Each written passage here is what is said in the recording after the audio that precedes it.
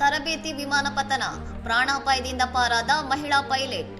ಉತ್ತರ ಪ್ರದೇಶದ ಕಾಸ್ಗಂಜ್ ಜಿಲ್ಲೆಯಲ್ಲಿ ಸೋಮವಾರ ನಿಯಮಿತ ತರಬೇತಿ ಹಾರಾಟದಲ್ಲಿದ್ದ ಚೇತಕ್ ಏವಿಯೇಷನ್ ಸಂಸ್ಥೆಯ ಸೆಸ್ನಾ 152 ವಿಮಾನವು ಹೊಲವೊಂದರಲ್ಲಿ ಪತನಗೊಂಡಿದೆ.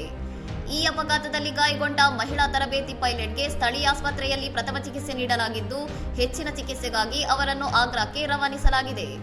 ವಿಮಾನ ಪತನಗೊಂಡ ತಕ್ಷಣ ಸ್ಥಳೀಯ ನಿವಾಸಿಗಳು ರಕ್ಷಣಾ ಕಾರ್ಯಾಚರಣೆಗೆ ಧಾವಿಸಿ ತುರ್ತು ತಂಡಗಳು ಬರುವ ಮುನ್ನವೇ ಪೈಲಟ್ ಅನ್ನು ರಕ್ಷಿಸಿ ಮಾನವೀಯತೆ ಮೆರೆದಿದ್ದಾರೆ. ಘಟನಾ ಸ್ಥಳಕ್ಕೆ ಹಿರಿಯ ಪೊಲೀಸ್ ಮತ್ತು ಆಡಳಿತಾಧಿಕಾರಿಗಳು ಭೇಟಿ ನೀಡಿ ಪರಿಶೀಲನೆ ನಡೆಸಿದ್ದು, ಸಾಕ್ಷ್ಯಾಧಾರಗಳ ರಕ್ಷಣೆಗೆ ಭಗ್ನಾವಶೇಷಗಳನ್ನು ಸುರಕ್ಷಿತಗೊಳಿಸಲಾಗಿದೆ. ವಿಮಾನ ಅಪಘಾತಕ್ಕೆ ತಾಂತ್ರಿಕ ದೋಷ ಅಥವಾ ಪ್ರತಿಕೂಲ ಹವಾಮಾನ ಕಾರಣವಿರಬಹುದೆಂದು ಶಂಕಿಸಲಾಗಿದ್ದು, ನಾಗರಿಕ ವಿಮಾನಯಾನ ನಿರ್ದೇಶನಾಲಯ ತನಿಖೆಯನ್ನು ಆರಂಭಿಸಿದೆ.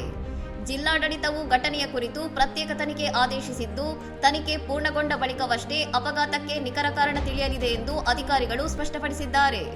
ಇನ್ನಷ್ಟು ಸುದ್ದಿಗಳಿಗಾಗಿ ನೋಡ್ತಾ ಇರಿ ಸೌರಂ ಟಿವಿ.